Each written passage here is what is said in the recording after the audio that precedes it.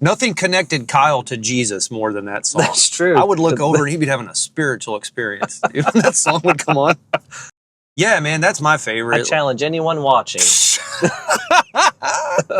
to a 2-on-2 basketball tournament. We would and me and Corey will just tear y'all up. Been that close to another human because we could literally finish each other's Sandwiches. No, dude. My name is Corey Evitz, and I am not a rock star. I am a caffeine junkie, licensed minivan operator, touring musician, and a proud American. Ride with me as I tour the greatest country on earth and talk to the real rock stars, our local legends, small town heroes, and those who bravely serve our country. And even though I'm not a rock star, I do live a pretty rock and roll life. This is it. This is America. This is the Not a Rock Star podcast.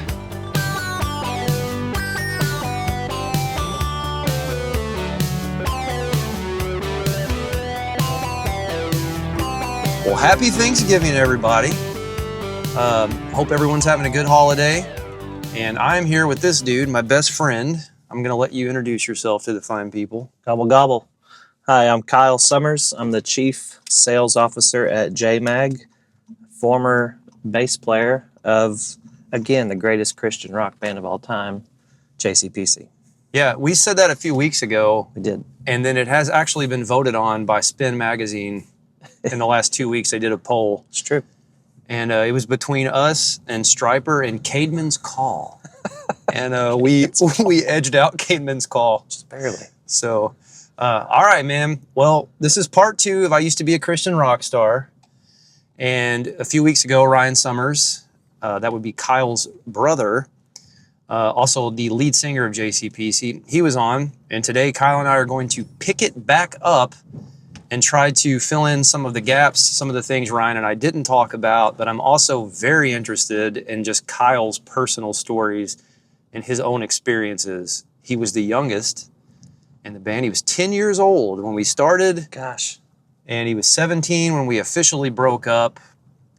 But the bulk of our run happened when Kyle was probably ages 13 to 16. Yep. So we're going to be talking about that today. So Kyle, let's come in hot. All right. Why don't you tell me the most annoying thing that you had to deal with as a member of JCPC, or the thing that you hated the most about being in a Christian rock band? Oh, wow. That's a great question. So I think the thing that struck me the most, or that I couldn't stand the most, was everyone always telling us we're too loud. No matter what, actually, whether we were really quiet and we tried to be respectful, or we were rebellious and turned it up as loud as we could. You know what I mean? Like, that was, I just remember playing, even in church, like, you know, with praise and worship or whatever. And like, there would be someone in the front who would always do this. Turn it down. Yeah, I'd forgotten about that, but you're right. Random church members would be doing that. And yeah. It was good times. It was good times. Yeah, And they never did that when the adults were playing and were loud. No.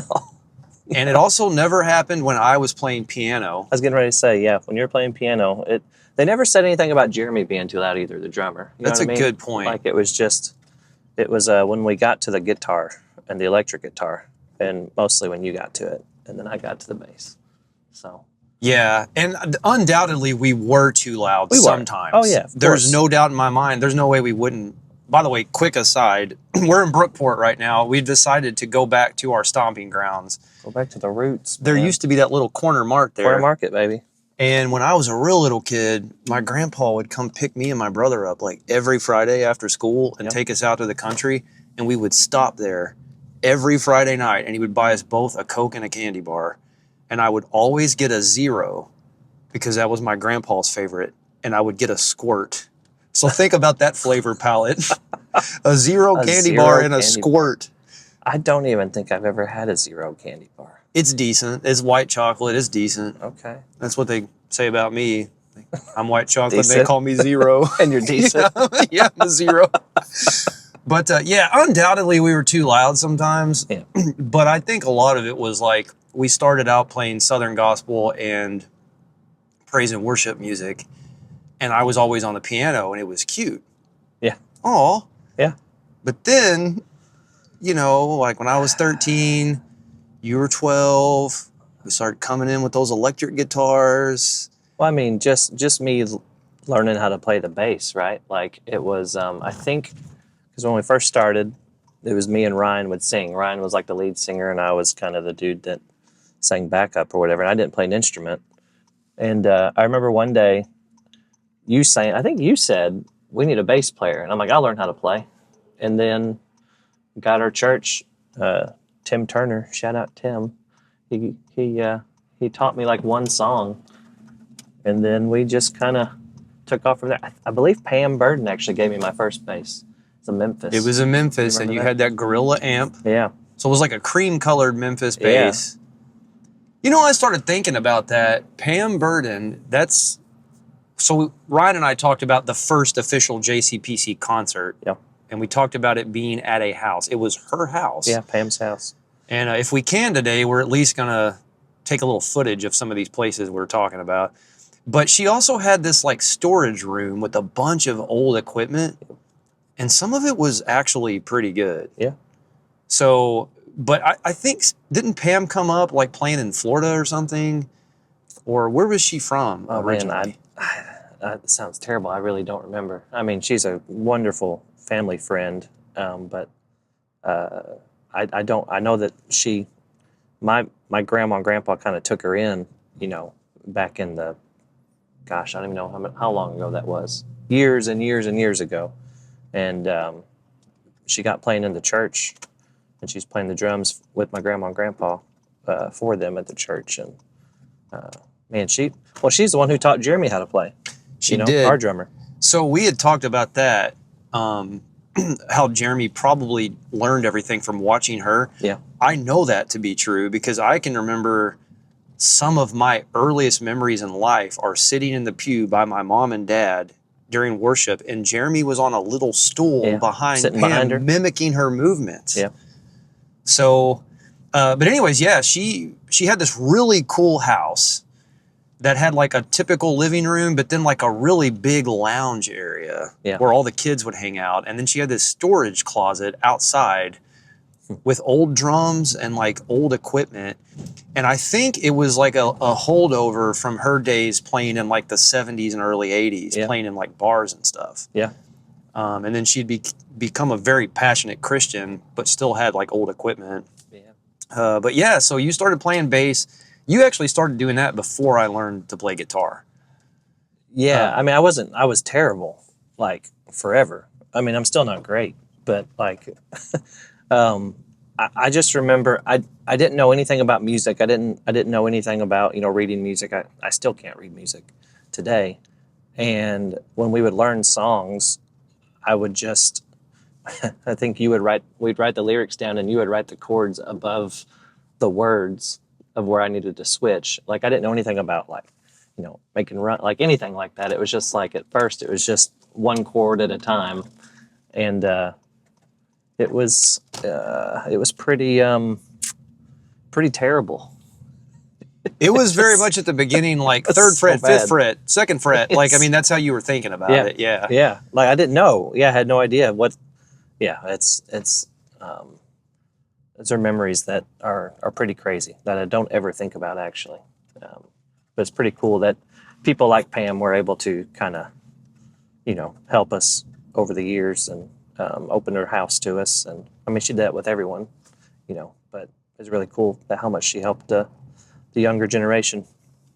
Well, the first time I ever heard Metallica was at her house. Really? And the first time I ever heard the song Won't Back Down by Tom Petty. And neither time was she around. So the first time it was me and our drummer, Jeremy, who again was like 4 years older than me, 5 years older than Kyle, and my cousin Jackie, who was 4 years older than me. So I was hanging out with Jeremy and Jackie. Okay. They were 15 and I was 11.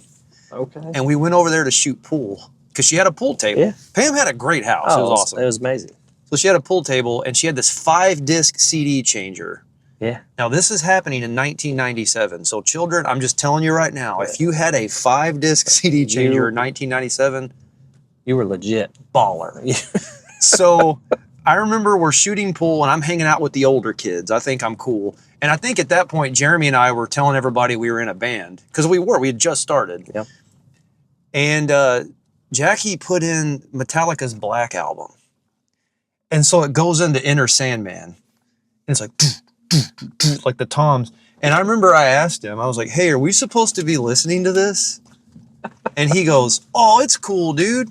This is Metallica. They're Christians in their own way. So I still remember that. He goes, they're anti-war and stuff. Yeah. What? And even as an 11-year-old, I'm like, that doesn't track, bro. Like, so there was that. You still listen, though. Of course. Well, it was awesome. It did scare me. I'm not going to lie. It's the first time I'd ever heard rock that aggressively played. It's cool. So I was like, whoa, this sounds satanic. Like that's because I'd never heard hard rock. Yeah. And then I remember a few years later, you and me and Brian Henley, shout out to Brian Henley. Wow. We were in there shooting pool. So we're probably in like junior high at this point. And Won't Back Down by Tom Petty came on, and Brian knew it. And I was like, what song is this? And he was like singing along. So many of my firsts happened in that house. First JCPC concert. Yeah. So anyways, but yeah, when you first started playing bass, you played everything on the high E string. Oh, yeah. Remember that? So In the Light was the first song. And it was like first fret, third fret, Yeah. fifth fret. You remember that? That's how I had to learn it. First fret, third fret, fifth fret, because that's how you played it. Dum, dum, dum, dum, dum, dum. Yeah, it was lovely. I mean, I know you and Ryan already talked about this a little bit, but the first time you learned how to play the guitar, you tuned all your strings, right? Yeah, to the same key, so you could play. That's how amazing we were. Like, we was playing one string, and you tuned all of your strings, so that way you could play the same thing. It's pretty cool. I will tell you why I did that. We're passing Pam's house, by the way. Here in a second, I'm going to get out. We're right now between her house and the church we grew up in. So I will get a little footage for the viewers to see. But the reason I had to do that, when I turned 12, we had a birthday for me at Fort Massac. You remember that? Yeah. And I remember, like, I don't even know if my parents told me about it, but I was, like, shocked. I showed up. I'm like, everybody's here for me? So, like, I remember we played football, and I still remember somebody gave me, like, a tin of baseball cards, and it had Andy Pettit on it. And I was like, I hate this guy. That's that guy from the Yankees that beat the Braves last year. I remember thinking that. But then I don't remember, like, I think I got like $100 and something from birthday cards. And so my dad and I went to Trader's Mall, probably like the next day. And I wanted my first guitar. And dude, we bought this acoustic for $69. I still remember it was awful. And my dad didn't know what he was doing, and neither did I. And so the strings were so high off of the neck on that guitar, I couldn't push them down. Okay. And I remember thinking, like, bro, the drums are kind of easy for me, and piano wasn't this hard. What's going on? So I just was like, I can't play the way everybody else is playing. Well, now I understand. We had a crappy guitar, dude. Nobody would be able to play that guitar. But I laid it down flat and tuned everything in one key, and then used my thumb to press down an entire fret and played. And you played like a steel guitar almost. Yeah. So that was the beginning. But I know I had asked your brother a little bit about his influences, but growing up, like, what kind of music were you listening to? Oh, man. What were your heavy hitters? It's funny because, like, now as an adult, songs will come on from, like, and I'll be around people my age, and I don't know the songs because they were secular songs, and I didn't listen to any of that, like, forever. So, like, DC Talk, Audio Adrenaline, I mean, my boy Michael W. Smith, The Worship album. Bro, Healing Rain was your jam. It was my jam, bro. It was my jam. It's falling down, baby. Nothing connected Kyle to Jesus more than that song. That's true. I would look over and he'd be having a spiritual experience when that song would come on. Oh, heathen rain. Yeah, that was your jam. Yeah, it really was. If you're talking like, I mean, Switchfoot, you know what I mean? Like those years, that was kind of more teenage years and stuff like that. But it was always Christian, you know, of some sort. We weren't allowed to have secular music in the house or listen to it. And it's a funny story, actually. A couple of years ago, we went on vacation with my parents, and we're at this restaurant, and they're singing like these songs, and my parents know all the words to the songs. They're all secular songs, and I'm like, "What's going on? Like, how do you know this song?" They're like, "Well, because we listened to it growing up." I'm like, "But you wouldn't let me listen to," you know. So it's just kind of a little bit. It was weird. It was a weird experience, but yeah, man, all Christian music. Carmen. Carmen was your guy. Carmen was huge. I wonder how many people listening to this know who Carmen is. Yeah, go look him up. Let's think of some good ones to give him to look up. Well, Satan Bite the Dust. Yeah, that's a great one. The Holy Ghost Top. The Holy Ghost Top. The Champion was probably his biggest song. I would say so. If I don't know, Revive Us, O Lord. Do you remember that one? Oh yeah, we sang that in church. Yeah. There were. He had a bunch of we did a bunch of dramas to that. Like we grew up in. You probably don't want everyone to know. I don't care. Go ahead and say it. I'm just saying we did a lot of dramas. We were in a drama team at our church, and it was either me being Jesus or Corey being Jesus. Those were the options. Yeah, we had two boys at one point, so we had to take turns being Jesus. Yeah, and we did a lot of dramas to Carmen songs back in the day. No Monsters. Yeah. So if you guys look up Carmen, you have no idea who he is. It's going to be the cheesiest stuff ever. But it was basically made only for Christians. So like if you weren't a Christian, and especially if you weren't like a certain kind of Christian, like I guarantee Catholic people would be like, what is he talking about? Yeah. No. But it was like evangelical, and it was really geared towards Pentecostal people, dude. Because one of my favorites was Addicted to Jesus, because that had DC Talk in it too. I liked Our Turn Now with Petra. That is a good tune. That is actually a great song. Yeah, go back and listen to that. Yeah. But he would be talking about like, when I speak in tongues, I like to move my legs this way. Like he would say stuff like that in his songs. Yeah. So like it was probably just like Pentecostal kids were like really. I think so. Like most people that grew up kind of the same way I did, but not in the Pentecostal realms, don't know who Carmen is. Yeah. So I think that's pretty accurate. Yeah, he was like Pentecostal Elvis. He really was. Yeah. He really, really was. So that's a great way to. Yeah. He was like Pentecostal John Lennon. So like we grew up, again, I know I said this a few weeks ago, a lot of Southern gospel was being played at the church, but Kyle and Ryan were like the CCM plugs. Like they would show up, they had all the latest cassettes and albums because their dad listened to it. Yeah. So Jack would always get the new CD, you know. So they'd be like, oh man, check this out. Like Audio Adrenaline's got a new album. So growing up in our environment, if you wanted to hear something that wasn't like a quartet, that's all you were allowed to listen to was like contemporary Christian music. So you're heavily influenced by that. But then the people that are like giving us instruments and stuff, they're all playing Southern gospel music.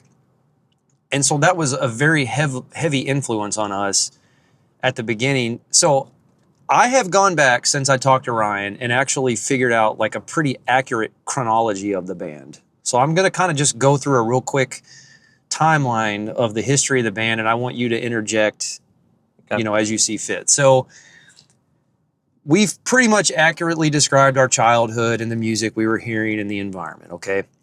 So we started out in probably like May of 1997. I would have been at the end of my 5th grade year. Kyle would have been at the end of his 4th grade year. And we decided to be a band. Now at this point, the drummer, Jeremy, and I had already been playing together in church. So they would call me and Jeremy up, we would do something, and then somebody would sing, usually an adult, and I would play piano and Jeremy would play the drums, and everybody would be like, oh, isn't that cute? The kids are learning to play. Yep. So that's kind of the point where we were at. And you and Ryan would always volunteer to sing, quote, specials in church. So you guys would like come forward, they'd hand you all the microphones, sound guy would put in a cassette, you'd do a Carmen song. Yeah. And then... Or for him song. For him. Oh, for him. That's a deep cut. Yeah. And then we had a fifth member for the first several years. Justin Tate was our pastor's son, and he played mandolin. So the original iteration of JCPC was 2 dudes singing, a piano player, a mandolin player, and a drummer. And then at that time... If that doesn't say Christian rock band, though, I don't know what does. Well, I mean, and specifically Southern gospel. You better believe it. Yeah. But at that time, Hanson was hitting it. They were. This is 1997. Bop was the biggest song in the world. So I'll never forget, we had in our heads, hey, man, those kids are doing it. Yeah. We can do it, too. And that's probably why we formed a band. And we, of course, none of us would admit that. You know, you weren't allowed to like Hanson if you were a boy. No. But, so we start out there. We played for the first time in church that fall. It was like September of that same year. We played a song called Stumbling Block. Yeah. By a band called David and the Giants with that same lineup. But then right after that, I'll never forget this. Somebody's like, we need to learn another song. Because we only knew one song. Yeah. So somebody was like, what about In the Light by DC Talk? And I remember we had the discussion like, well, then Justin can't play mandolin. He's going to have to play a guitar. Why doesn't Kyle just play bass? And that was like the start of Kyle learning to play the bass. Justin kind of quit playing mandolin and banjo or whatever and was playing guitar. I was still playing piano. And then that went on for like another year. So how old were we then? I just turned 12, you had just turned 11. Okay. And Ryan was 13. Man. So that kind of went on for like a year and a half, that iteration of the band. So piano, guitar, bass, drums, and now Ryan is kind of emerged as the lead singer because now Kyle plays bass. And we learned a bunch of cover songs in that time period. We played this song called Show Your Power. Remember that? We played it in church and the whole church got up and was like, I remember our pastor said, will you boys come back up here and play it again? Yeah. So like that was huge. Like, oh, wow, we're actually getting pretty good.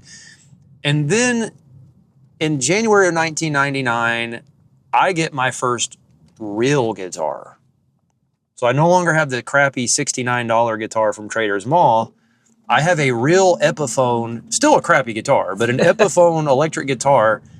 Yeah.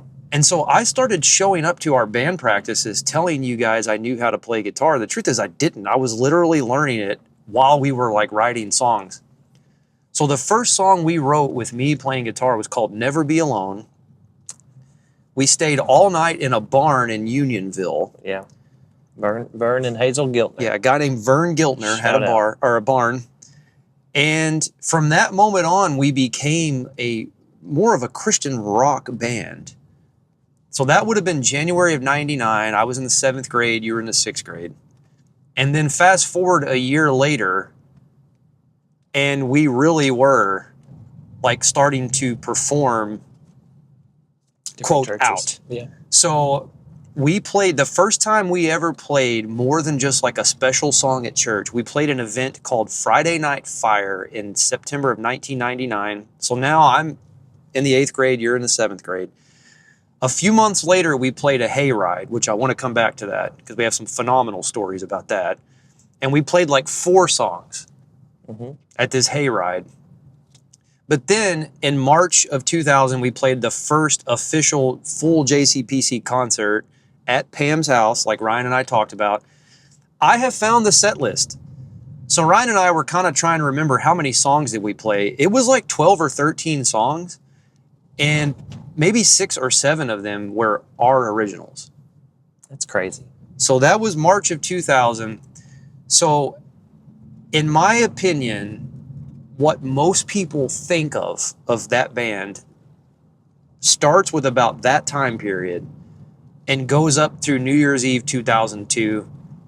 And then after that, it was we stayed together for another year and a half, but it was kind of like we were on the decline after that. Yeah. off and on type of, if we were all together or not, basically. But most of the, quote, like run that we had would have started end of my 8th grade year through halfway through my junior year of high school. And for you, that would have been end of your 7th grade year, halfway through your sophomore year. So that's kind of the story of JCPC, is like by March 2000, we were a straight up rock band. I only played piano maybe 2 or 3 songs out of a set from that point on. So I was basically a lead guitar player. What songs would you play piano on? Was it 1158? What would be another song that you would have done? So we had a song called 1158. It was a great song. The guy who was basically our manager, Atlee White, wrote the lyrics. Shout out Atlee. And then we had a song called You that I personally hated. I didn't like the song, and it was in the key of E, which was a pain to play on piano. You played that on piano? Yeah. Okay. And then other than that, I think I would just mess around sometimes and throw piano parts in a song here and there. But like, I kind of stopped playing piano in the band after that. But yeah, so from that moment on, we're just a rock band, and we basically had like a 2.5 year run. And our 5th member, Justin, quit shortly after we kind of became a traditional like Christian rock band. So then for most of that part of the run, there was 4 of us. Yeah. And like we talked about, your brother, I played guitar, you played bass, and Jeremy played drums. It was a magical 2-year run. It was about 2.5 years, yeah. From you say 2000 2002? Yeah, like I would say March of 2000 to New Year's Eve of 2002. So almost 3 years. Yeah. And then what happened at the end of that, after that show, and I'll never forget, man, because my dad died in February 2002. We won that Battle of the Bands in April. Yep. And I'll never forget the end of that year, we played New Year's Eve up around Champaign, Illinois. And we got in the van, and it was like this surreal moment. And looking back now, I realized that it was basically the beginning of the end. It's like we had reached as far as we were going to go. Yep. We didn't know that at the time. And somebody had said, dude, we had a heck of a year, didn't we? And we were like, yeah, we did. And then I'll never forget, Kyle said, yeah, we lost some people this year. And he was talking about my dad.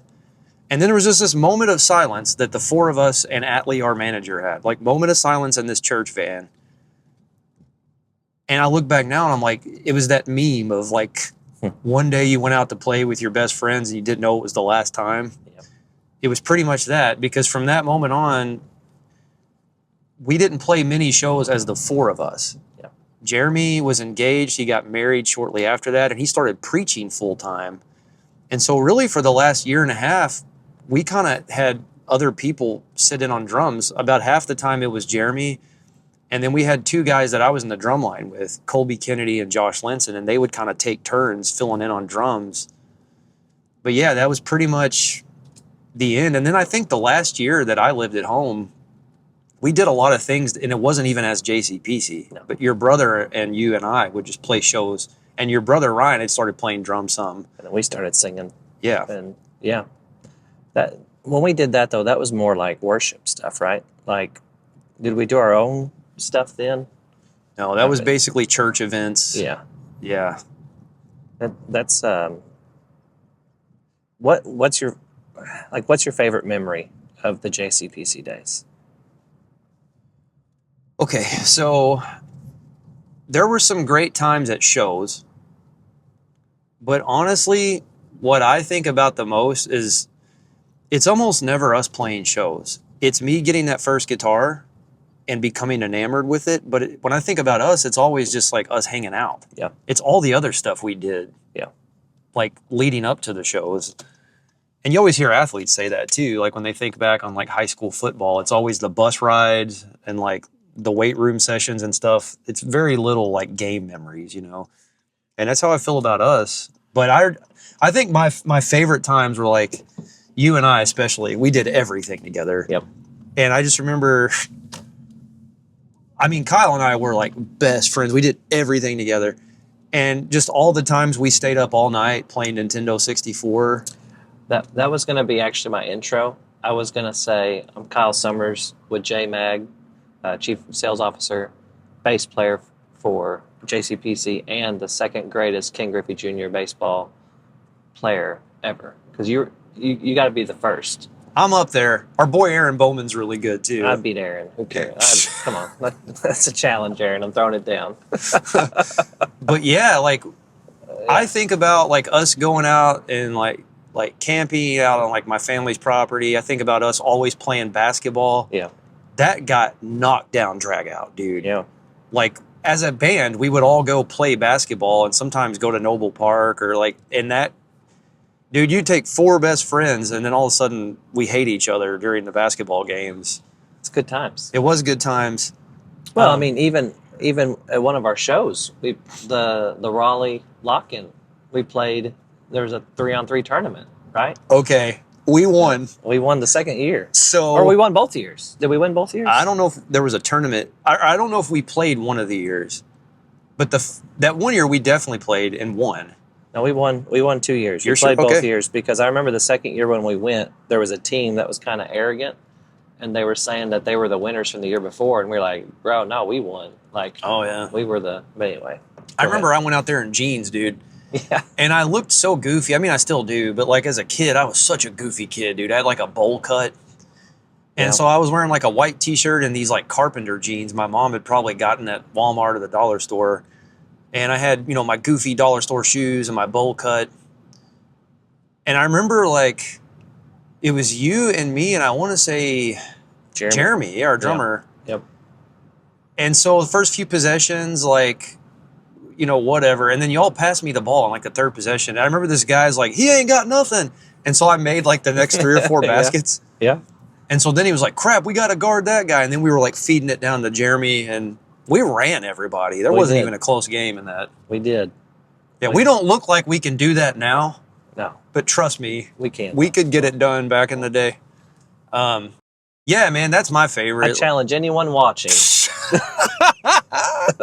to a 2-on-2 basketball tournament. We would. And me and Corey will just tear y'all up. Yeah, now he's just talking. That won't happen. We will.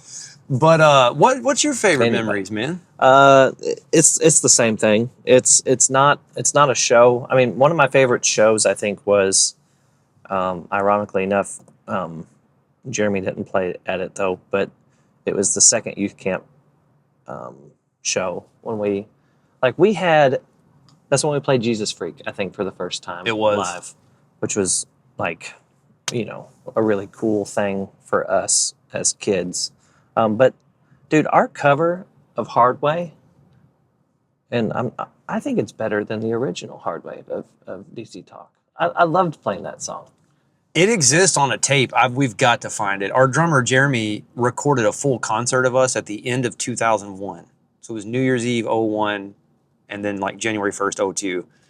And that was the best. Yeah. Like, that's the best we ever sounded. And that was the true JCPC because the studio stuff doesn't really sound like us. No. We're trying to be something we weren't at the time. Yeah. But that was my favorite show. But like one of my favorite moments was, there's several that come to mind. But like we kind of talked about it earlier today. But it was at youth camp. I don't remember if it was the first one or the second one. But me and you stayed up all night, and we had those little glow in the dark whatever, and we were like on the top bunks because we were in bunks, and we were like playing like Star Wars, like lightsabers. Yep. And we were just like, zoom. And we kept just doing that the whole time. And it was me. I mean, Atlee was in there with us too, wasn't he? We thought everyone else was asleep. And this went on for like an hour and a half. It's like 2 hours. And Kyle and I acted like stoners. Yeah. And neither one of us had ever had any marijuana. Like, we just acted like that. Everything was a joke. The only time Ryan told me this, he's like, dude, it was weird because like you took the band so seriously, and nothing else that serious. He's like, you guys just laughed and joked, but then when it was like time to play a show, like you were super serious. But yeah, everything was a joke to the two of us. And normally, like on these trips, we would sit in the back of the church van and just be like, whatever, like making up songs or making fart noises or whatever. But like this, he's talking about the Church of God youth camp. We got invited to play the Illinois State Conference for all the youth groups So this was like, oh That's a man, big we've deal hit for it. us. We've hit it, you know, and we quote went up north. It was like an hour south of Chicago. We went up north, you know. Yeah. So they put us in this cabin because it's a church camp. And it was just us, right? It was just the band in the cabin, wasn't it? Yeah, it was just us and our two chaperones, Atlee and Donnie. Okay. And they had all fallen asleep, or we thought. And so Kyle, Right here. Kyle, you're right there. This guy. Kyle and I stayed up all night doing this. Like there was like the shelf in between our two bunks. So like you could like hide this little glow stick thing and make it look like it was popping up like a lightsaber. So I was like, zzz, and then he did it back. Zzz. And so then this went on for like 2 hours. We were like having these sword fights. And at some point, probably like 4 a.m, Atlee goes, all right, that's enough. And I was like, how late did you sit up and watch that? He goes, yeah, it was pretty entertaining there for a while. he said he was laughing. He's like, it was entertaining. But about 2 hours in, it's like, all right, you got to go to sleep. I don't think we did go to sleep. No, I didn't sleep for like 3 days. Yeah. And then I went home and fell asleep for 24 hours. We got home at Friday at like 4 or 5 in the afternoon, and I went to bed and woke up the next day, and my mom was getting home from work. Yeah. And she was like, look at you, sleepy or something. And I was like, when are we having dinner? And she's like, honey, it's Saturday. I was like, wait, what? Dude, like just the van rides, all of that was just so fun. I mean, there's some things I don't think I can say on here, but like Jeremy had to go to the bathroom and we couldn't stop, so he pees in a Nesquik bottle. Nesquik bottle. Yep. Yeah, that was going to DeKalb. Yeah. We were on our way home from DeKalb, which is also in Northern Illinois. Yep. But like just those moments, it's really true. Like the meme you're talking about, you know what I mean? Like, it's kind of sad to think back in a way, because it's like, man, like you didn't really know what you had at the time. Like, and it's just really cool. It's really, really cool. Yeah, I remember, dude, this is teenage boy stuff. This is before cell phones. So like we had disposable cameras you had to take to Walmart. There is a picture that exists of Jeremy's face when he's peeing in that bottle. And I know it because I have the picture. I don't remember who took it. It wouldn't have been me. I think it was Ryan. But what's really funny, and both parties are not going to like this, but I'm just going to say it. Your little brother was with us. Was he really? And he was probably like 5. And so Jeremy's like, I gotta pee. And whoever was driving is like, we're not stopping. It was probably Atlee. I think we were trying to get home for like church or something. Yeah. Like, so like, we're not stopping. I told your parents we're gonna be back at this time or whatever. And Jeremy's like, I really gotta go. And I'll never forget this, dude. Somebody, probably my brother, because he was with us, had a Mountain Dew bottle. And Atlee said, Jeremy, I don't suggest you do that because you're going to get the vacuum seal. I remember he said that. So somebody's like, well, what do we have in here he can pee in? And someone's like, we got a Nesquik bottle. He's like, give me that. So he, starts doing his thing, and their little brother is like fascinated, and he's just like peeking over the seat, like staring at Jeremy peeing in this bottle. And then somebody snapped a picture of his face. So somewhere I have this goofy picture of him like staring up, and he's peeing in a Nesquik bottle. But yeah, we did that. We had the infamous, which we can go ahead and talk about it. We were in a car chase when I was 14 and you were 13. So this is probably going to be the coolest, and this is actually my favorite thing that ever happened, but it was scary at the time. It was spring break.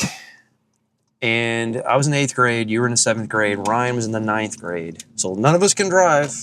Jeremy can. Yeah. And he's got that little Ford Festiva that we used to go to all of our shows in. Yeah. And it was a Sunday night, and we all knew we were out of school for a week. So after church, everybody's like, well, clearly we're just going to hang out all week, right? And at that time, I don't think anybody was even working a job yet, because no one's even 16. No. Well, Jeremy was. Jeremy was, but we weren't. So we're like, what are we going to do? We're like, well, look, we got to do something tonight because there's no school tomorrow. And so I don't even know what possessed us to do this. We went to Walmart and we saw those little umbrellas that they put in like mixed drinks, like margaritas and stuff. And they had a bunch of them on toothpicks. Yeah. And so somebody got the idea, what if we just started like putting these in people's yards? Like, you know, kids used to fork people's yards or toilet TP, paper, trees.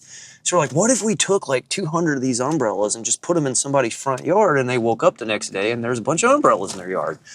Great idea. Sounded like a great idea. It was. So we bought a case of these things, and we did like 2 or 3 people's houses in Brookport.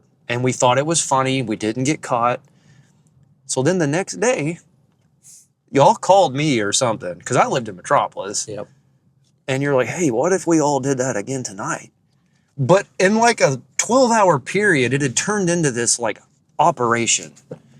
We're like, we got to wear black clothes, and this is the excuse we're going to give our parents, and we're going to. So we had this whole. Did we tell our parents we were going to stay at Vern's barn? No, we told. I don't know what we told my mom and dad. Probably just, I'm going to go stay the night at Ryan and Kyle's is probably all we told them. We told your mom, now this is a blast from the past, that we're going to go see the movie For Love and Basketball. And that was Ryan's idea, because when I got to Brookport that night, he was like, now here's the deal. We're going to see the movie For Love and Basketball, okay? But we had all decided to wear like black. But I think we all brought our black clothes, but didn't have it on in front of your mom because we knew she would know something's up. But for some reason, dude, you dropped like a black hoodie on the way out. She goes, what's that? And you're like, oh, silly me. I just thought I might get cold later. And so we were like, dang it, stupid. You know, like, so that night we got way more brave. And we went out to Unionville. Did. Where everybody has guns. Yep. And we decided we were going to do this to a few of the older people in our church. And there was one couple. They lived off Unionville Road. So I'm going to drive out that way while I tell this story. The system we had worked out was Jeremy would stay in the car. He was the getaway driver. He would go down like a half a block and shut the car off. Or maybe he'd leave the engine running, but he was down a half block so they couldn't hear the car running. Yeah, turn the lights off. As I'm saying this is such a stupid idea, because all we're doing is putting umbrellas in people's yards, but we're planning this like we're going to rob their house. Yep. So he would park. Kyle and Ryan and I are decked out in our, bank robber clothes, probably ski masks. And we run up on these people's house. And Kyle and I were like kind of in the side of their yard, putting the umbrellas down, and Ryan ran to the backyard, and they figured out we were there. They don't know what we're doing. They think we're trying to rob their house or something. So Kyle and I are in the side yard. The light comes on in like the bathroom or whatever, right above where we're at. So we both run to the side of the house and lay up against the house. So as the woman in our church looks out the window, she can't see us. And then Ryan is like hidden behind a shed. And we can't yell at him. We're trying to communicate with him through hand signals like, bro, we can't move right now. She's right above us. Yeah. So then the light goes off, and somebody said, hey, as soon as we can, all 3 of us are going to make a run for it. Like we yelled at, like we whispered, like, hey, we're all going to make a run for it. For whatever reason, I'll never understand why, Jeremy starts turning his car off and on and starts making a bunch of noise, like the lights coming on and off or whatever. So then they really do think, like, there's people here breaking in our house. So the woman sees Ryan. Apparently she's in her underwear, by the way. This is a woman who's probably about 55, 60 years old at the time. Ryan's 15. Yeah. And she yells, hey, you sucker, what are you doing? And we all take off running. We get in Jeremy's car, and he guns it. And within maybe 30 seconds, 2 cars are chasing us. So we're out in Unionville. Oh, my gosh. Jeremy's taking every back road he can think of, dude. And I'm like, do you know where you're going? He's like, don't worry, man. I got it covered. He's in this little bitty car, dude, like taking curves on 2 wheels, and they're gaining on us. Because they have like straight up pickup trucks and real cars. And Jeremy's got this Ford Festiva. Pinto. So I'll never forget, we got out on like the red gravel, dude, out there where like my grandpa and grandma lived. And they keep gaining on us, and we're like, oh God, And we're driving, and this was the freakiest moment. Another car meets us on the road coming coming towards us. And then the moment we pass them, they stop and get behind the other 2 cars. They Now we're turn being around. chased by 3 cars. Yeah. I don't remember how we lost them, but at some point we finally lost them, and we come rolling back into Brookport, dude, and not a word was spoken. And dude, that night I'll never forget, we laid in bed and just stared at the ceiling. Like we were just involved in a high-speed chase over some umbrellas, dude. And I don't know if that couple to this day knows that that was us. And one of them recently passed. The husband passed away in like the last year or 2. Yeah. So that's probably the the dumbest thing, but also the funnest thing That we ever did. Yeah. That's it's your memory like astonishes me. Yeah, I have a good memory, You dude. really do. Like, my memory's terrible. I couldn't remember my wedding the day after the wedding happened. That's all that hard living, dog. I'm telling you, it's all them umbrellas running for your life every night, you know? But, I mean, I do remember that. It's just, the way you said it, I could have never said it that way. It's just so, like, detailed. Yeah, I got some Scots Irish too, dude. I think I'm a storyteller. I move my hands and stuff. My brother does the same thing. Yeah. We're storytellers. You are. But yeah, dude. That was a lot of fun. I mean, growing up where we grew up, there wasn't like much to do. There wasn't. You had to make your own fun. You had to do something to like. I mean, what are you going to do? Go to the bowling alley again? Like, you know what I mean? Like, there's so much, or the movies, I mean, we went to the mall like every weekend. It felt like. But we never had any money. No, We just walked Just around walked to look around. at girls or whatever. Yeah, man, that's what you had to do. I say this a lot. I feel like we grew up so fast because of the band and everything that we were doing. Like, I mean, shout out to Atlee. Like he, you know, took us in and kind of tried to at least put us in a direction that, you know, we wouldn't go crazy. But like, other than him, we didn't really have anybody that was like, we were putting on stuff ourselves even, you know what I mean? Like, it's just, we were going out and getting our own gigs, and 13 to 16 years old. And it's just, it's really, really cool to kind of, when you think about that, like how we did some really dumb stuff, but we did some really cool stuff too, like during those ages. And I mean, my fondest memories, dude, growing up, almost all of them have you in it. So it's just really cool. All the World Series that we played, and you know, in King Griffey Jr. baseball, and it's just makes me want to cry. That's the dynamic too. So in the band, we're the 2 little kids. Yeah. And Kyle and I, what's funny, it's around the same time period that we decided we were, quote, going to be a band. It was probably May, June of 1997. I spent the night with you and your brother. I already know what you're going to say. And your parents went to bed, and we had made pallets on the living room floor. So we're ages 10, 11, 12. So if the viewers haven't picked this up yet, I'm right in between him and his older brother's age. So the 3 of us, I was like the unofficial other brother. They have a little brother as well. Yep. But their mom still calls me her 4th son. So it was always me and Ryan and Kyle. Like the 3 of us were always doing everything. Ryan went to bed. And so Kyle and I are just stuck, like, we're just like chilling. And we watched the movie Congo that your dad had ripped off of HBO or something. Somebody had a VHS tape of Congo that we were watching. And then the cartoon movie Balto, the Disney movie about a dog, was taped after Congo on this VHS tape. So everybody in the house is asleep, and Kyle and I, like, kind of both wake up at the same time after Congo's over. And Balto comes on. And we kind of both looked at each other like, hey, you want to watch this? And I was like, yeah, let's do it. And at that moment, we became best friends. Like, yeah, it's actually true. that is the moment that it was like, whoa, I think this dude's my best friend. Let me ask you this, Corey. Have you ever had a better friend than me? This is the truth. I have never in my life been that close to another human, because we could literally finish each other's sentences. Sandwiches. No, dude, you screwed it up.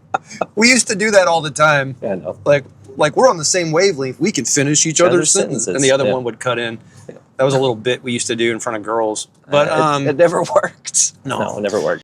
But I will say, like, dude, I've just never had another human that I was like that close to. That, like, it really was like, if you got one of us, you got us both. Yeah. The only other human in my life is my wife.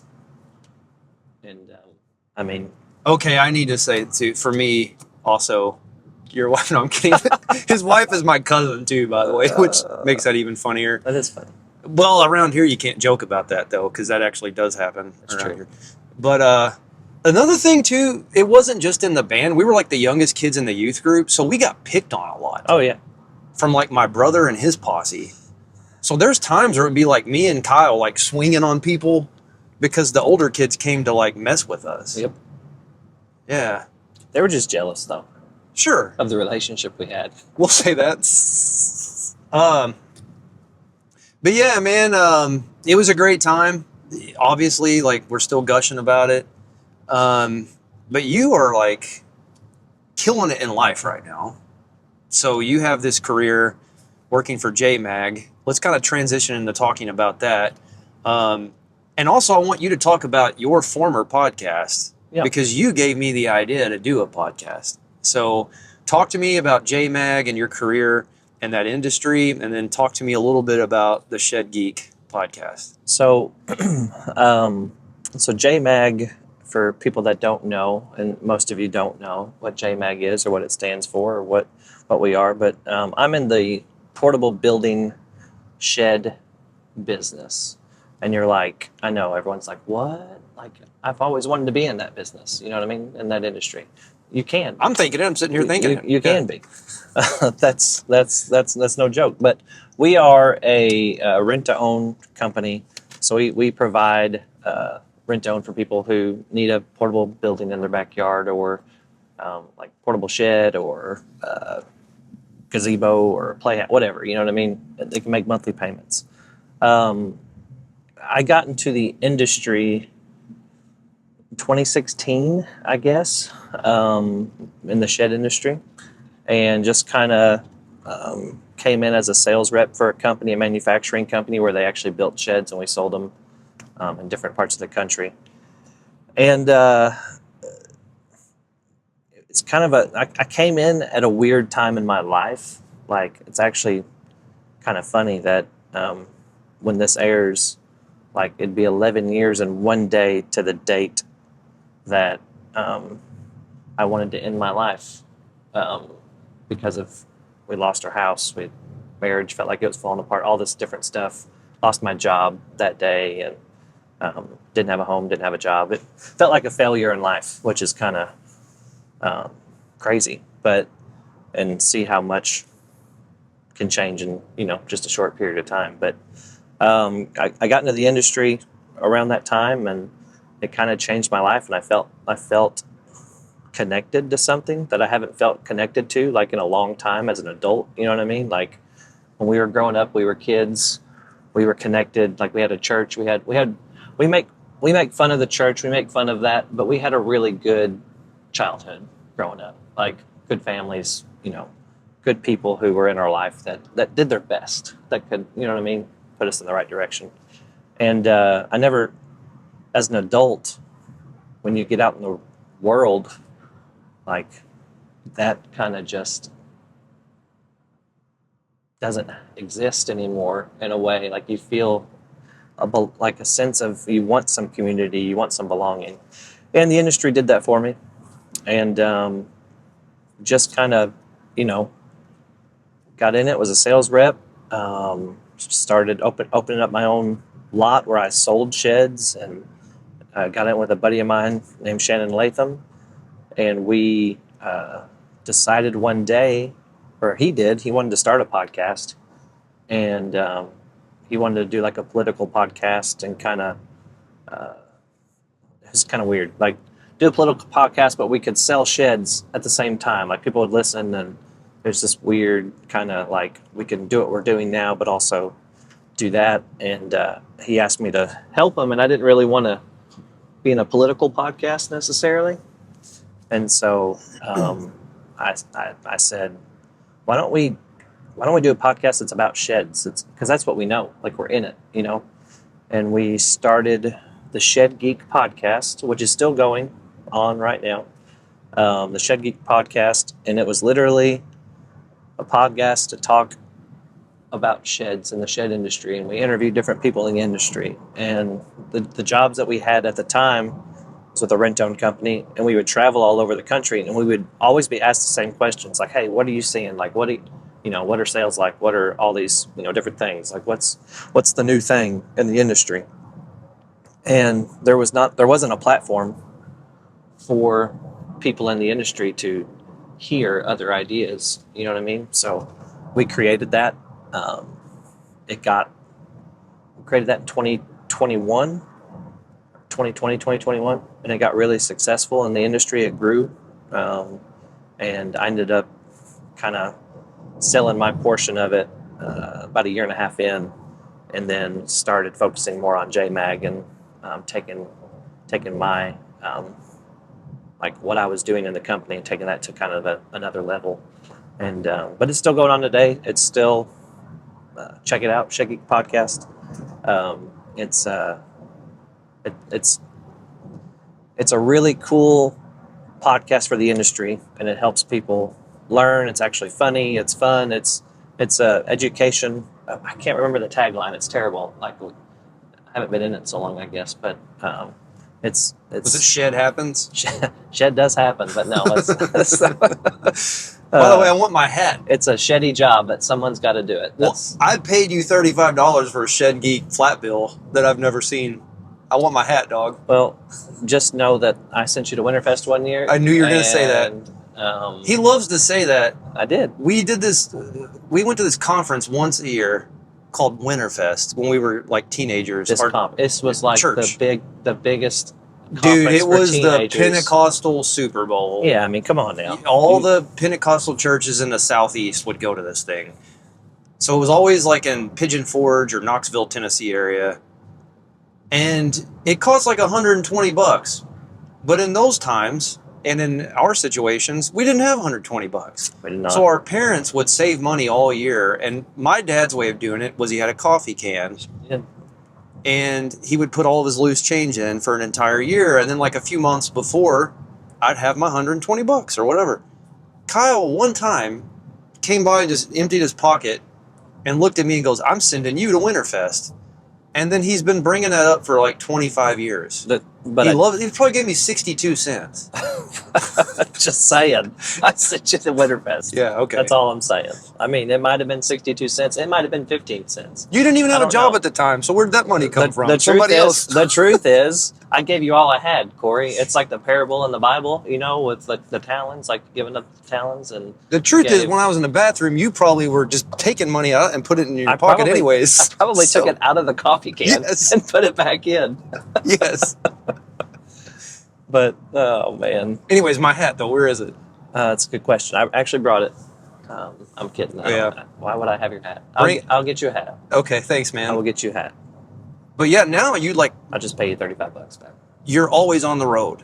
I am. So what are you doing? Like when you're like flying to Dallas, Texas, are you going in and representing JMAG and convincing people to buy so many units for their lot, or like what are you doing? So we partner with portable building manufacturers all across the country. And basically I'll fly to Texas. I'll meet with, 2 or 3 different companies that we already work with.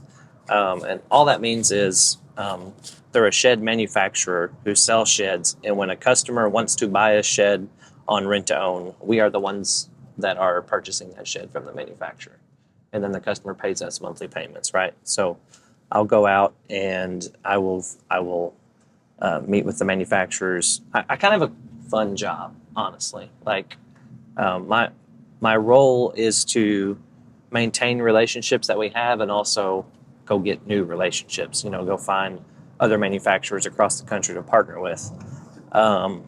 And so I'll go visit might go golfing, take them golfing, might, that's the fun part of it. But also might sit in meetings and help them with their marketing, help them with their sales process, and just help them grow. Like our biggest thing is, so we're buying paper, we're buying the shed, and it's a contract that the customer, when they purchase the shed, they're signing and they're paying us monthly payments every month. But our owner, his name's Jim. He's the J in JMAG. So JMAG stands for Jim, Melissa, Allie, and Greenlee. That's his family. But he said, first day, contracts don't matter, people do. So as long as we help the people that we work with and the manufacturers that we work with, we will get the contracts, right? So help them grow.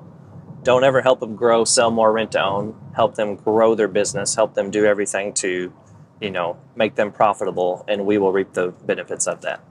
And that's honestly the motto that we've had since I started there over 4 years ago, and it's really helped us, quadruple our growth in the past 4 years. So JMAG has honestly, and Jim at JMAG has kind of challenged me in a way that I haven't been challenged in a very long time, and has helped me grow tremendously over the past 4 years, not just financially and everything, but personally. And he's one of those guys he's a galvanizer, right? So you will run through a brick wall if he says we can do it, type of thing. And I got there at a time in my life where my confidence was kind of shattered in my life, and he has helped regain that confidence, help me regain that. So I am very grateful for the opportunity, and we get to partner with a lot of really cool people, a lot of Amish and Mennonite, cultures, and it's really cool to kind of be accepted in those cultures too. The podcast that we started, one of my buddies who we didn't work with at the time, he's in the industry, and he told me one day, he said, every Amish and Mennonite person knows who you are. And that's not an exaggeration. Every one of them know who you are. That's impressive, because they're getting their info from pigeons and the the true. Pony Express. It's true. So apparently they have a call in. It's like radio for them, but they have a call in number where they can call. And our podcast was one of 3 or 4, I think, one of 3 or 4 that they could listen to. And so every family would call in on Wednesdays when we would come, when we would have the show, and all the families would listen to it as a family. And so he told me, he's there are thousands of people who know you, who call this number every Wednesday and listen to your, and we would be they'd have letters that they'd send out. They would tell people to listen. We would be news in the Amish and Mennonite. It's really cool. So you're like the Amish Joe Rogan. Yes, kind of. I've been in Ohio at the zoo with Megan and Miley and Terry and Rebecca, my mother and father-in-law. And there was this Amish family that kept following us around. And we work with a ton of Amish and Mennonites. So I don't know if I actually know them, type of thing, you know what I mean? And this is a true story. They kept following us around everywhere we went. They kept looking at us and talking to each other, and there was probably 20 of them. And I'm I'm just gonna go over there and talk to them and see who they are, because I don't recognize them, but maybe we work with them. And I walk over, I'm like, hey guys, how you doing? And the guy goes, are you Kyle from the Shed Geek podcast? And I was like, yeah. And he said, we all recognized your voice. They've never seen me before. Whoa. They recognized my voice, and they kept following, and they were too afraid to come up and ask me if that's who I was. And so I sat there and talked to him for 20 minminutes. And then he pulled out a feathered pen, and he was like, dude, can you sign this for me? Yes, exactly. But no, that's that podcast kind of propelled me in the industry quite a bit, because then people just knew who I was because of it. So it's really cool. It really was a big deal too. Like, they don't let me say too much, but like, it became very lucrative because you guys were getting top of the line sponsorships from people in the shed industry that wanted their product mentioned on your show because you were the show. Yeah. So for shed stuff. Yeah, there's not a lot of outlets, I guess, in the industry for people to promote on, and we were one of a few that were out there, and it's by the time I got out, it started to get a little bit more lucrative. You know what I mean? Like, but we were having people all the time calling us and wanting to be sponsors and wanting to be on the show even, and have interviews, and it's even gone to like bigger heights since I've left, actually. So they're doing a good thing over there. Well, speaking of being a part of a team and having good people around you, because I mean, that is kind of the big takeaway, for you personally, like what you were just telling me, that this is not about money primarily. It's not even about sheds. It's about people and serving. But because you guys have the right attitude, it is manifesting itself in other ways. Like, you are financially successful. Your business is thriving. Every business is the people business. I know I've said that on the podcast before, but it's the truth. Every business is the people business. People are the most important. And as we're back in Brookport now, we went out to Unionville. I kind of retraced our steps a little bit of part of that car chase. Also, we did pass the barn that we used to practice in, and I didn't want to pull up in their, driveway and get out because I didn't know if they would know what we're doing. That they still live there, right? They do. Vern and Hazel Giltner, great people, by the way, truly great people.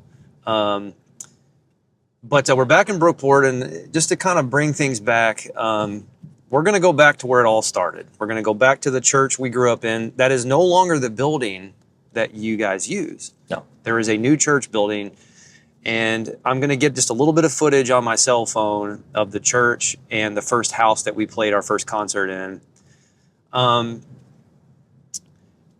What's crazy though, we're back in Brookport in more ways than one right now, because you grew up right over there. Mm-hmm.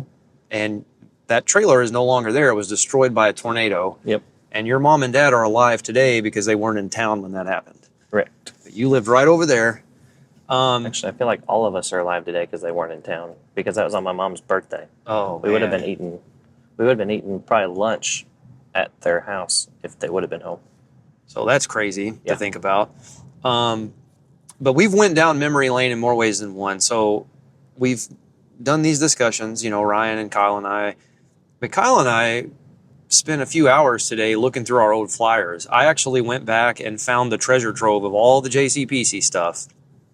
And in some ways it's demystifying because I haven't revisited that time in my life for a long time. And it's just funny now, like seeing hard data, like we played this show on this date and this happened. And, this is when we started, and this is when Justin quit, and this is when Jeremy quit, and this is when we broke up. And it's, it's kind of demystifying a little bit, but man, it's still magical in a lot of ways.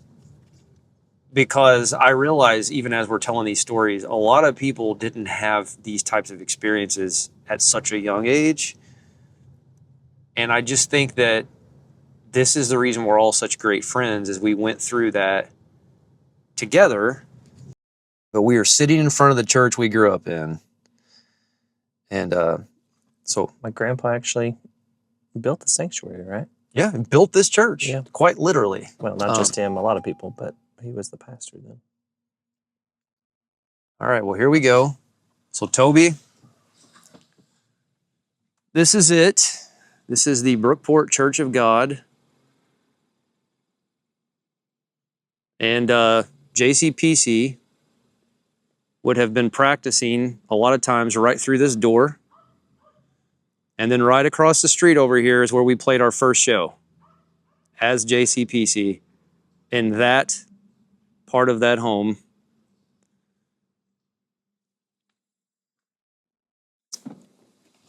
And so, again, this is kind of surreal, like reliving all of this.